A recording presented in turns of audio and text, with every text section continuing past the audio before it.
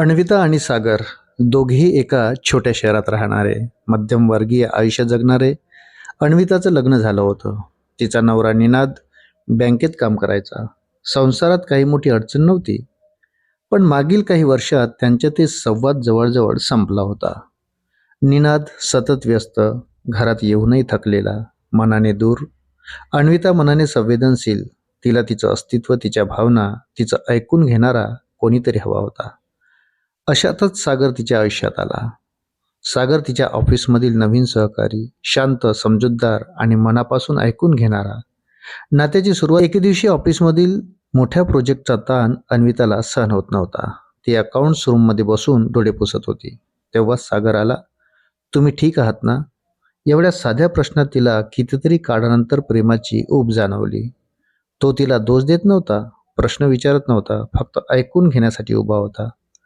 त्या एका क्षणापासून दोघांमध्ये एक अदृश्य धागा तयार झाला. दिवसेंदिवस वाढत गेलेली जवळीक, लंचमध्ये एकत्र बसणे, प्रोजेक्टवरून गप्पा, घरी जाताना थोडी चाल, हे सगळं नकळत होत गेलं. अन्विताला वाटत होतं की कोणीतरी तिला समजून घेतं, तिला पाहतं. सागरप्रती कृतज्ञतेतून एक वेगळाच स्नेह निर्माण होत गेला. सागरलाही अन्विताच्या साधेपणाची आणि तिच्या मनातील हळवेपणाची सवय झाली होती. दोघांनाही माहीत होतं की हे नातं चुकीचं आहे, पण मनाला बोलावं असतं तसं ते होत गेलं. नात्याची मर्यादा ओलांडण्याचा क्षण एके संध्याकाळी ऑफिस संपल्यावर जोरदार पाऊस आला. सागरने तिला सोडायला म्हणून बाईक थांबवली. घरापर्यंत पोहोचता पोहोचता अन्विता पूर्ण भिजली होती. खिडकीतून येणाऱ्या मंद पिवळ्या प्रकाशात तिच्या चेहऱ्यावर दिसलेली असहाय्यता सागरला जाणवली. उपेक्षा आणि मूक प्रश्न होता.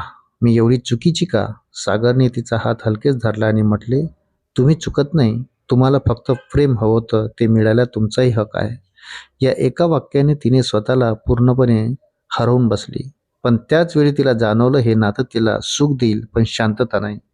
ती हात सोडून मागे सरकली. अनैतिक नात्यातील सत्य त्या रात्री अन्विताला झोप येईना.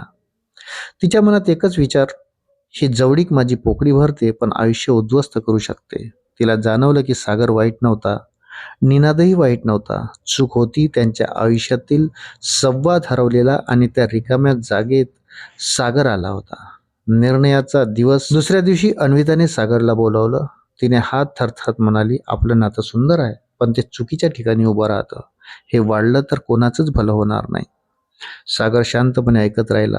थोडा वेळ थांबून तो म्हणाला, हो, तुम्हाला गमावणं मला वेदना देईल, पण तुम्हाला तुटलेलं पाहण्यापेक्षा मला ही वेदनाही चालेल. त्या दिवशी दोघेही रडले, न बोलता दूर झाले. अन्विताने त्या दिवसानंतर निनादशी संवाद वाढवला. त्यांनी एकमेकांना नव्या संधी दिल्या. सागर दुसऱ्या शाखेत ट्रान्सफर झाला. दोघांच्या मनात अपूर्णतेची पोकळी होती, पण अपराधीनापेक्षा दिलासा अधिक होता. कधीकधी नातं पूर्ण न होणंच चांगलं असतं, कारण काही नाती आपल्याला मिळण्यासाठी नसतात, तर शिकवण्यासाठी असतात. मित्रांनो, व्हिडिओ जर आवडला असेल तर व्हिडिओला लाईक करा आणि आपण जर माझ्या चॅनलवर नवीन असाल तर कृपया चॅनलला सबस्क्राईब करायला विसरू नका. भेटूया पुन्हा अशाच नवीन कथेसोबत. तोपर्यंत धन्यवाद.